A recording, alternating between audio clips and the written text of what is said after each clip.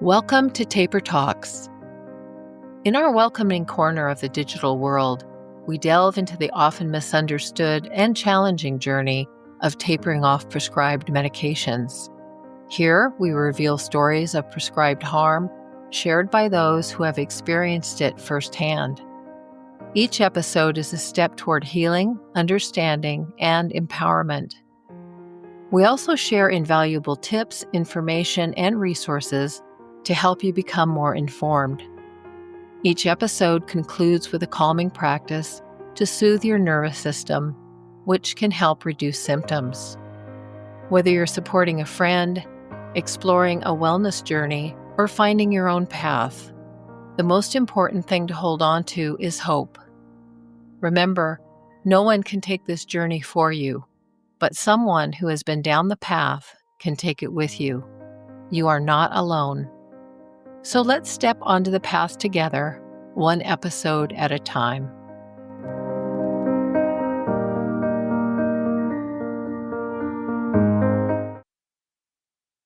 Today, I am honored to welcome Jacob Ressler to Taper Talks. Jacob's inspiring journey of recovery from benzodiazepines has not only transformed his own life, but has also led him to become an influential voice in the recovery community.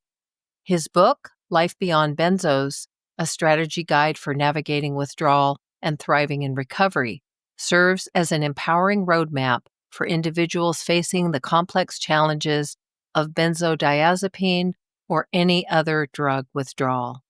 This invaluable resource is available for purchase on Amazon.com.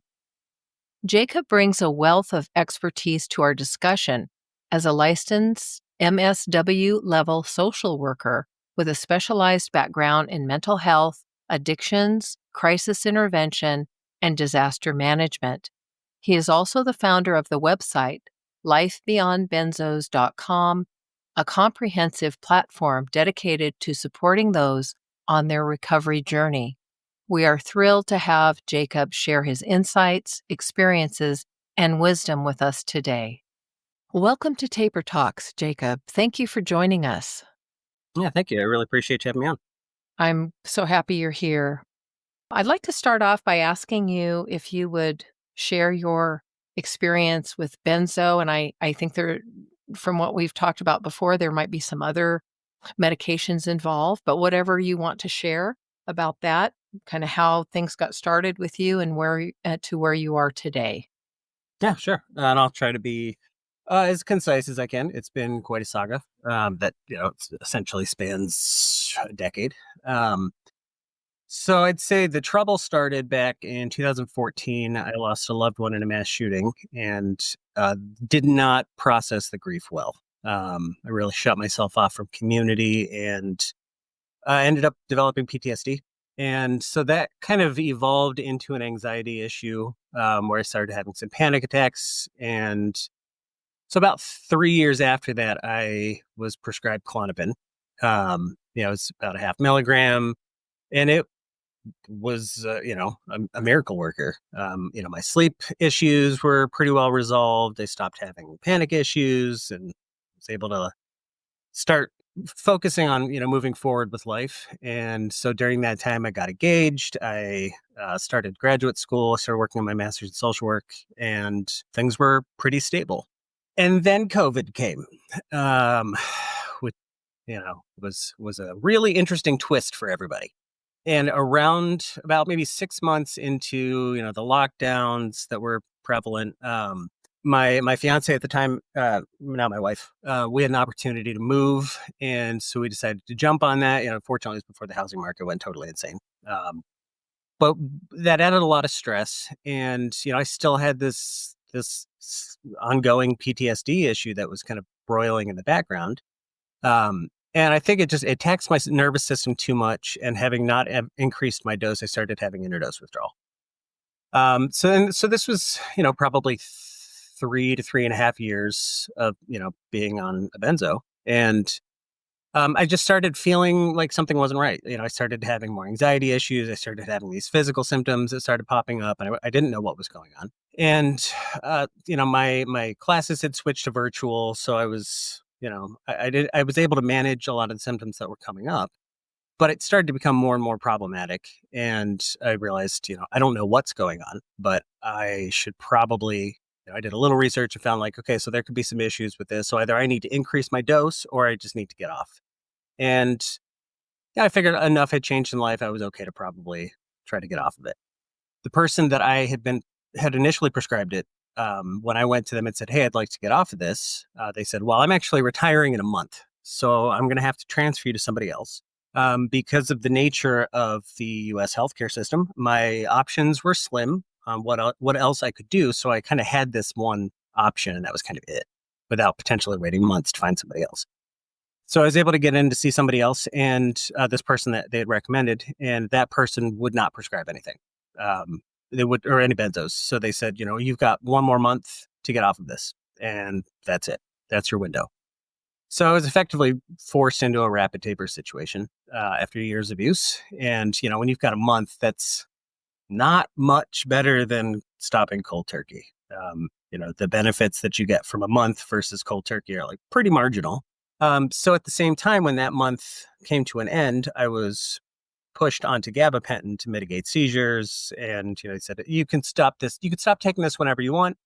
You could take it forever if you want to. Turns out neither of those things were particularly true. And from that point on, it was a very messy situation. I was getting maybe 15 minutes every 3 months with the psychiatrist. For the first probably 6 months or so, I had no guidance. I hadn't tapped into any of the online groups. And it was a really pretty dark time. I was fortunate to avoid some of the more extreme issues like akathisia. I didn't have benzo belly, but I did. The psychological symptoms were pretty well a nightmare, and I was pretty well laid out for initially month.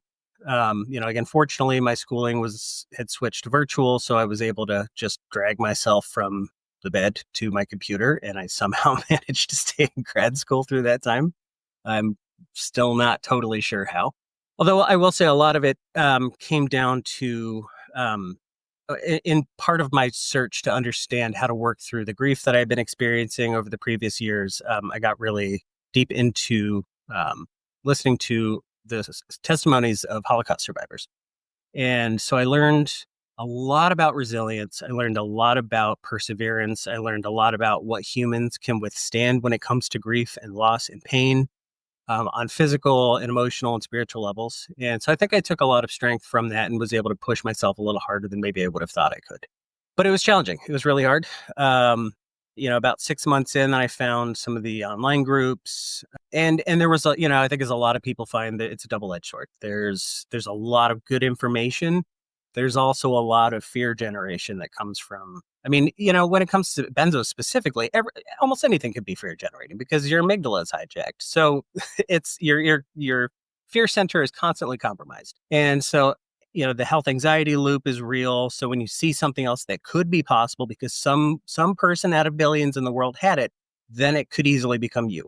And so these things generate themselves into panic attacks and, sleepless nights. And that became a huge thing that I had to try to work through. And that ultimately became an important part of what I now do.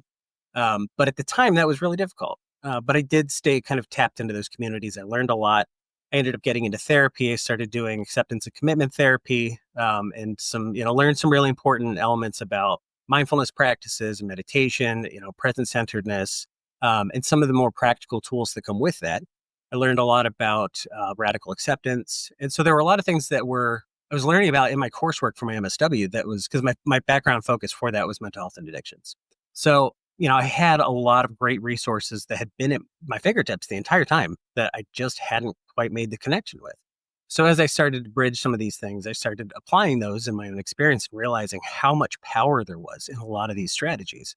And that really was kind of a game changer. And then about a year after I was into this process, I had symptoms that were pretty debilitating for about 2 years. So it was a longer term recovery process. But I started applying some of these tools and really started to find some huge advantages and started figuring out what the difference was between what my fear center was suggesting might be going on and what was really going on. And that was huge. That opened up some doors when I started learning how to manage my fear center. When I started, as I refer to it as Amy, um, and was able to start shifting my internal narrative. I was able to start living my life increasingly on my own terms. So, 2.5 years into this process, I ended up going to Africa, and I ended up getting married there. And that was a huge challenge. There was a year before that. There's no way I could have done that because I didn't believe I had the capacity. There was so much fear behind everything. But having learned some of those tools and learned some of the strategies and learned some of the, really just paradigm shifting mentalities that kind of came with the expansion of knowledge, was able to start living more. And that really did open up a lot of doors. So I finished my graduate school, and even while I was still, I ended up having a huge issue with gabapentin because I started tapering about a year into having taken it, but I didn't know how to taper right. And so I did what people typically do, and that's you drop a certain amount as it goes along. For me it was 15 milligrams every week. I was just gonna push, and even though it felt worse and worse and worse, it's like you just got to keep pushing. You're tough. You can do this. You can handle this. And not realizing that kind of societal programming was actually really self-destructive because I didn't know about the hyperbolic binding curve. I didn't know about the need for, when it comes to these kinds of medications, reducing the amount that you're dropping per drop, with each drop to be, a certain percentage of the most recent dose and not your original dose, to be able to keep up somewhat of a balance between what you're putting your brain through and what your goal is. So I pushed until my brain said no more. And I ended up in a terrible situation for weeks where it was extreme sympathetic nervous system distress. I was in horrible shape. And I connected with somebody that was able to give me some guidance on that. And so I ended up having to reinstate way up on a higher dose that I had been on. And I had to kind of restart the process. But I was able to learn a lot of new things through that series of mistakes. And I was able to apply a lot of the things that I learned and just continued to push myself. I did eventually kind of regain some of that baseline that I already had, but it was a challenge. And I reached some difficult points, when it came to making life decisions, deciding I had an opportunity to start a PhD program, and it was all funded, but it meant I was going to have to start traveling to a different city multiple hours away every week for multiple nights. And, my my amygdala was still very much compromised. And so, I had that inner voice that was like, you can't do this. Like, you can barely stand to be by yourself right now. How are you going to manage this? How are you going to make this work? And there was a lot of doubt, but I decided to just trust my intuition and trust that I, as a human being, have the resilience capacities that I need to meet the challenges that I'm coming up against. And so I took a very blind leap and pushed and managed to make that work. And eventually did normalize a lot of those things. And that was actually a super, super pivotal change because I realized how much we can adapt to the different situations that we're in based on the internal narrative and how we engage with the fears that we experience and a lot of these psychological components that can really, really dominate what we go through unless we know how to take that power back. And so I managed to get through that time, and I got through my coursework, and now I don't have to go driving 2 hours. It had been a challenge to drive 20 minutes for a number of years, but I managed to push incrementally and get myself out there more and more to where I could drive hours at a time. And I used to drive across the United States in long shots. I loved doing that. I hitchhiked for a year. I had all kinds of adventures. So fear was not a thing in the past. And I had to really retrain myself to feel comfortable with some of these fundamental things. Well, thank you. Jacob, that's quite a story. And really, there's a lot of courage there. And to be able to go to school, I'm just, relating this to myself, that's pretty powerful.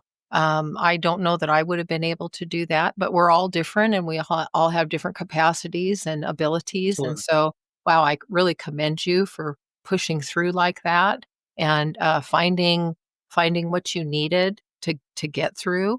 And I want to go back to that. I just want to circle back to something that you mentioned that you had, there were some tools that you found and used during that process. And I'm just wondering if you could share one or two of tools that you think could be of interest or helpful to our listeners. Yeah, I would love to. So this is actually the core of what I finished writing a book last year, Life Beyond Benzos. And the entire purpose of the book is to provide strategies.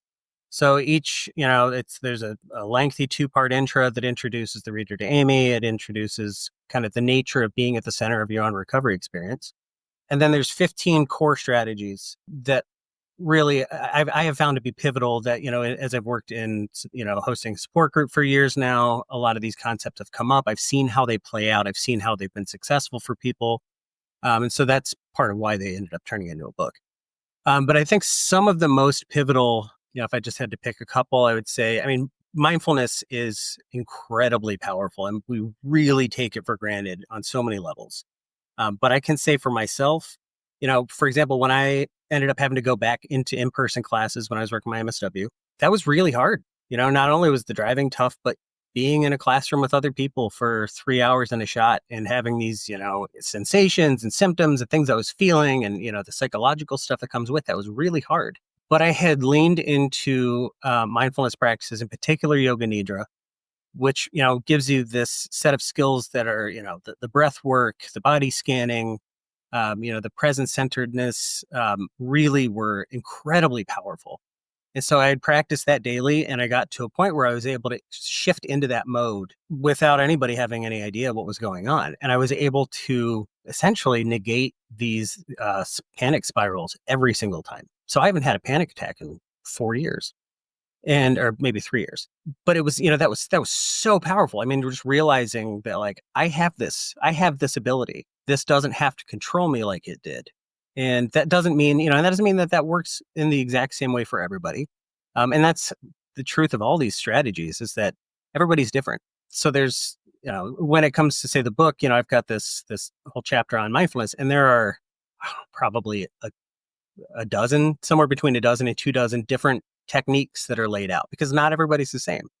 And so different people have different needs. And so the idea is that it presents all of these different approaches that give somebody the opportunity to see what works for them. So it explains, what the nature of that actual strategy is, how it applies to benzo withdrawal, but I think it's psych withdrawal in general from different psych meds, how that interacts with, the hijacked amygdala and then how this applies as a benefit to longer term life benefits.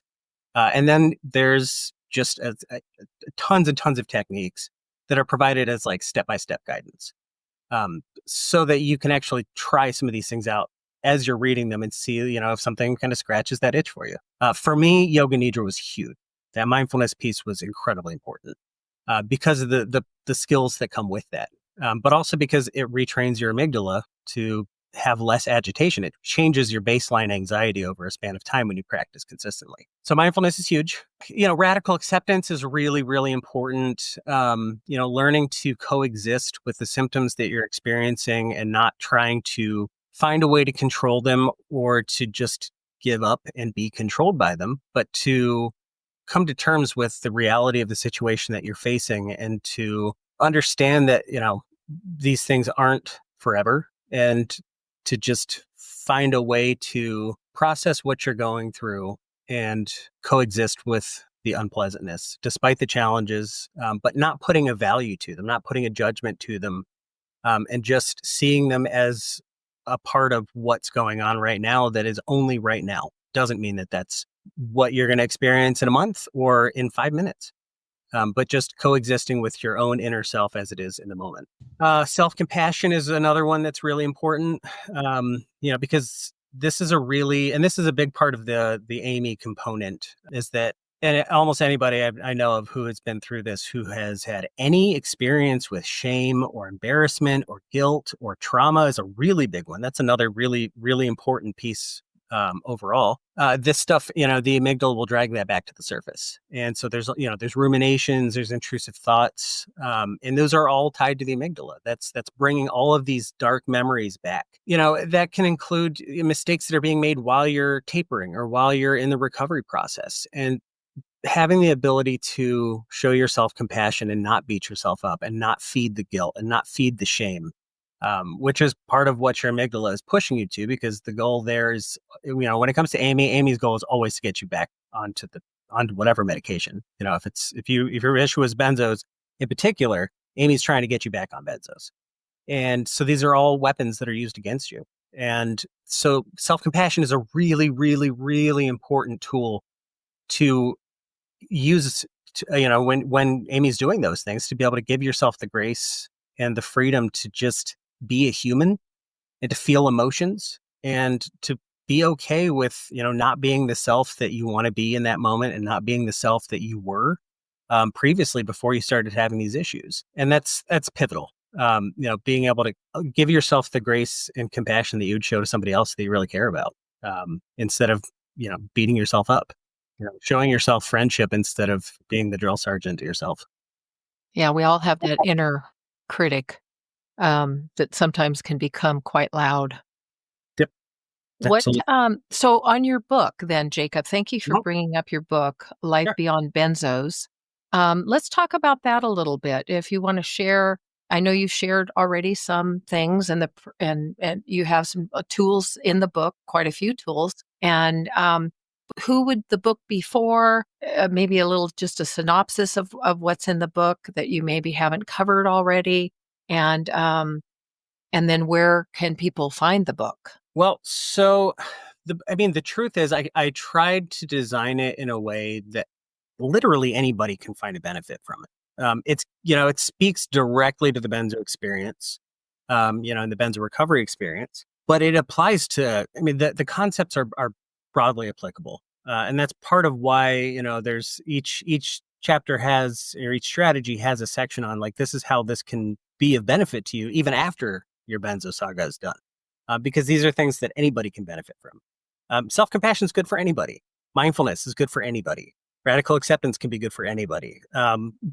Being able to embrace grief and the grieving process is good for anybody. So it's like I said, it's geared towards the benzo community, but it's the benefits are available to anybody who encounters it, as are the techniques that are in there. Again, not all techniques are going to be applicable to everybody, but just about everybody should be able to find something that's working for them for each strategy. I guess the core motivation behind it was to try to help people understand how to empower themselves. And I think that's such a huge limiting factor. And a lot of this came from the fact that I did in my PhD program, I did a study last year that, the goal is to have published this year once I finish some of my qualifying exam materials and I'm done with that whole thing. But we found that there's a significant statistical correlation between long-term benzo symptoms and pre-existing trauma. And so, there's a big link there. And I think it's really important because what it reflects is the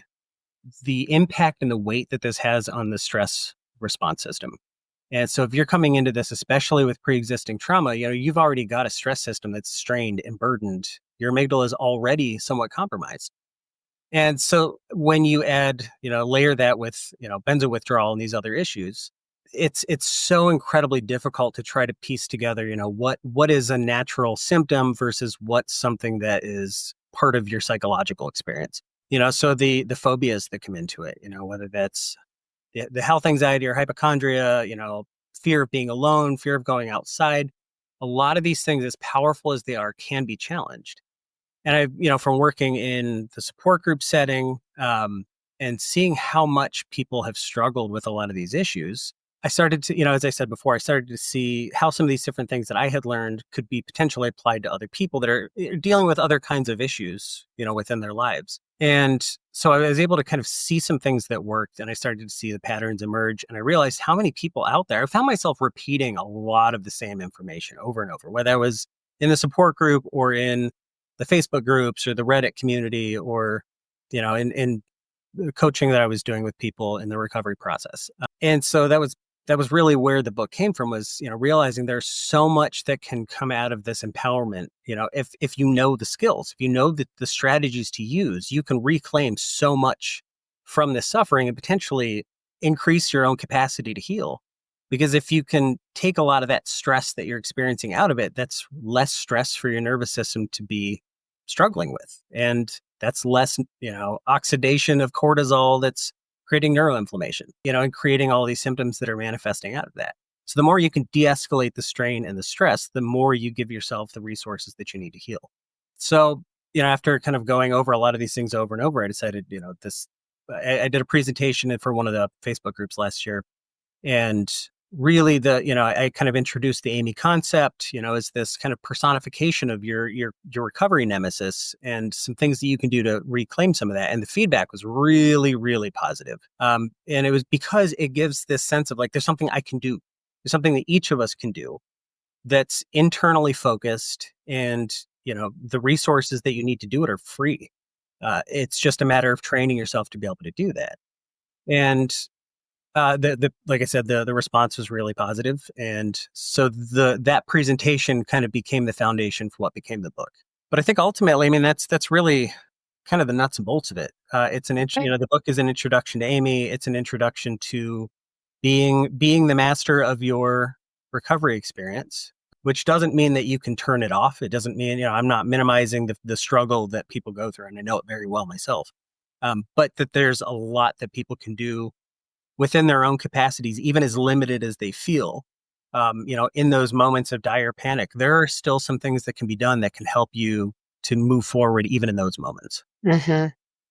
Okay, well, I look forward to reading that book, Jacob. And where can the listeners or anybody who might be interested in reading your book, where could they find it? It is currently available in a printed form on Amazon. So if you just look for Life Beyond Benzos and Jacob Ressler, you'll find it. Okay, and I'll have the link to that in the show notes too. The support group, how can people find you there? So there are two ways to do that. And the support group is free. We meet every Sunday from 4 to 6 Eastern time. And it's just through my private Zoom. So the two ways to get to that are through my website, which is lifebeyondbenzos.com. Within the scheduling options for coaching, there's also the free support group link, which provides the information and the access to the Zoom page. The other is through the Benzorecovery subreddit. It's just r/Benzorecovery. And if you search for Zoom, that'll bring up a post that is by me, which if you find the avatar with the pirate hat, that's me. And you will know me in the support group sessions by the pirate hat that I wear. Because why not? It's a way to live. Okay, yeah. It's through the website and through Reddit. Yeah. Okay, well, I'll link those too as well, so people can go directly to there. And I will have a link to your website I appreciate that as well. Yeah, of course.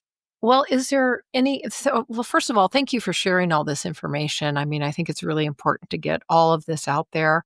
And there's just so much that can be shared for people who are experiencing medication withdrawal or who are looking maybe to start coming off their medication and not make the mistakes that some of us did, initially coming off too fast. And so, as a final question here, if there's anything that we haven't covered, or if you want to leave our listeners with a final thought? I mean, I guess, there are a couple that I'll try to be brief with. As I mentioned earlier, if you're going to be tapering, really, really, please look into hyperbolic tapering. Whatever method you want to use, whether that's, a pill or a liquid, the hyperbolic tapering approach is a crucial way to doing that without causing unnecessary injury to yourself. And not doing it that way can do you a lot of harm. It makes your experience much, much harder. So that's, as far as tapering, that's one thing. Another thing is, don't try to do it alone. Don't let shame or guilt or stigma keep you in the shadows. Reach out to the people that are around you that care about you, connect with those people, be real with them about what you're going through. And if you don't have any of those people, then find those people online. There are numerous groups out there. There's some really great support communities. There's some good support groups. I have the one that I do every week, and it's great. They're great people. That are very real humans that are all in this from very different backgrounds. But don't try to do it alone. We're not meant to struggle in isolation. That's just not how we function as humans. And I realized in my own PTSD journey, that was where I went wrong, was I isolated. I didn't lean into community to find the restoration that I needed through the grief. I isolated and I suffered alone, and I've paid a price for a decade for that. And that's universally true when it comes to suffering. Find people that you can connect with. For people that are in this, have been, in dealing with symptoms for months or years, don't give up hope. There's a lot of changes happening in the science, fields. There's a lot of change happening societally with things we have access to. And in the meantime, do what you can to find some kind of meaning in the suffering that you're going through. It's not arbitrary. It's not pointless. There are life-changing benefits that can come out of this experience if you lean into those and can find them. For me, that was, working in a support group setting, and that became, writing the book and leaning into the community overall. And those things are available to anybody because you can help others to avoid suffering through your experience. So there's a lot of power in that. It's not pointless and it's not wasted time. As hard as it is, there's a lot of value that can still come out of it. Thank you so much for joining us on Taper Talks, Jacob. I'm sure our listeners gained a lot of insight from your experiences. It was a pleasure having you on the podcast, and I truly appreciate the time you took to share your knowledge and expertise with us. I look forward to staying connected and continuing this important conversation that you've helped to start. Thanks again for being part of our podcast community. For our listeners, you'll find the links to Jacob's book and website in the show notes.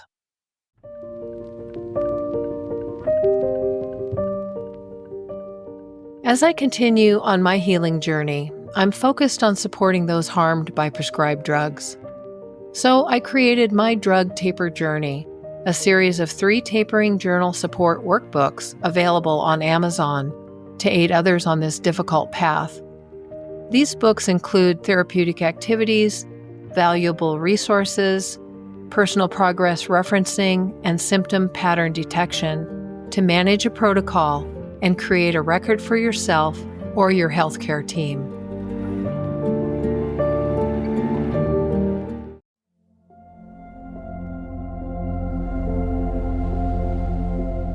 Welcome to this guided meditation designed to ground and balance your energy. Grounding is a simple yet powerful practice that helps you connect deeply with the Earth's energy, releasing any energies that do not serve you and restoring your own energetic balance. This meditation is most effective when you can be outside with your bare feet on the earth and may be done seated or standing. If you choose to sit, place your feet flat on the floor or the ground if outdoors, and rest your hands gently on your lap with your palms facing up if you find that comfortable. If you prefer to stand, relax your arms at your sides with the earth or floor beneath your feet. You can pause this meditation now to get set up. And now, close your eyes and bring your attention to your breath. Without changing anything, simply observe the natural rhythm of your breath as it flows in and flows out.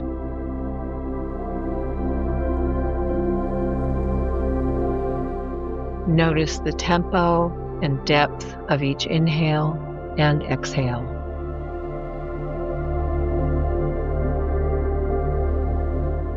Feel the natural expansion in your body as you breathe in, and the release of that expansion as you breathe out. Invite the sensation of relaxation to wash over your body with each breath, effortlessly releasing any tension with each exhale.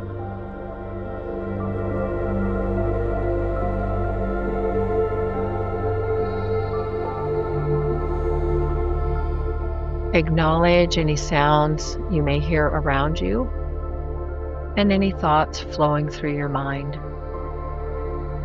Rather than seeking complete silence, practice relaxation amidst these elements. Let the sounds and the thoughts pass by without engaging with them. This type of practice can enhance your ability to maintain focus and calm, even in dynamic environments. As you continue to breathe mindfully, envision a soft, beautiful light descending from above and reaching the crown of your head. Visualize this light in any color that comes to your mind. This light feels warm, safe, and healing. See this radiant light grow stronger as it expands throughout your entire body. With each inhale, imagine this light traveling from the crown of your head down through your neck, into your chest, and down through the center of your body, reaching the base of your spine, and then extending down your legs and into your feet. As it flows through your body, this light becomes one with the light already within you. This light balances your energy and nurtures every part of you.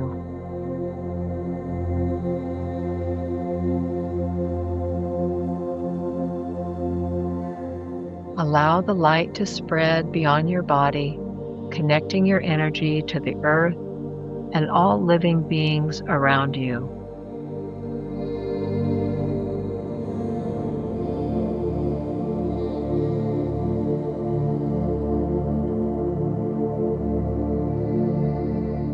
Feel this light moving downward through the soles of your feet and into the earth, like tree roots growing deeper and wider. Let your roots penetrate the rich, dark soil, reaching down to the earth's core. As your roots deepen, feel how grounded and connected you are.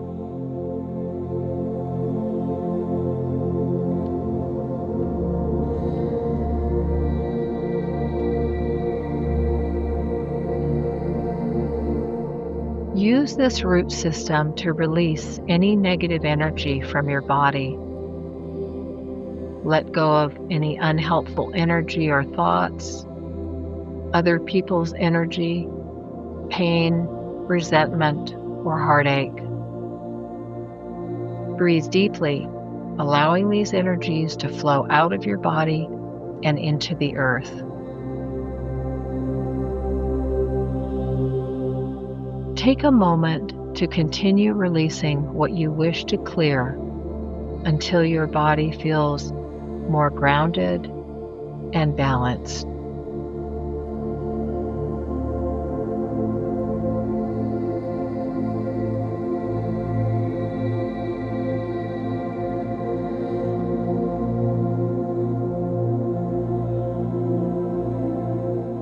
Now take a deep breath in and begin to draw your energy roots back into your body from the earth.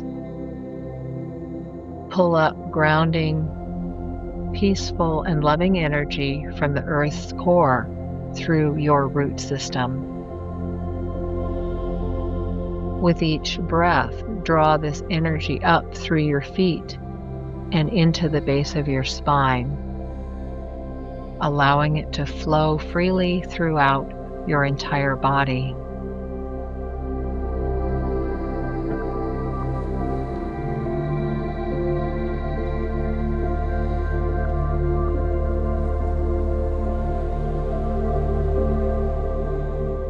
When you feel ready, gently open your eyes and notice the sensations in your body. Feel the grounding, centering, and balanced energy within you, thanking the earth for everything it provides to you. And carry this sense of connection and balance with you as you go about your day. Remember to be patient with your progress on this journey and give yourself permission to heal.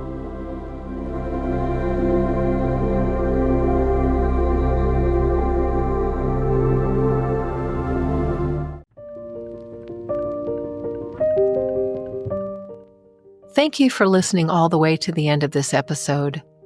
If you have a story to share, topics you'd like to see covered, or information to provide, please reach out to me at tapertalks@gmail.com. May we be at peace in our hearts, may we be at peace in our homes, and may we be at peace with one another. Remember, you're not alone, not now, not ever. Don't give up.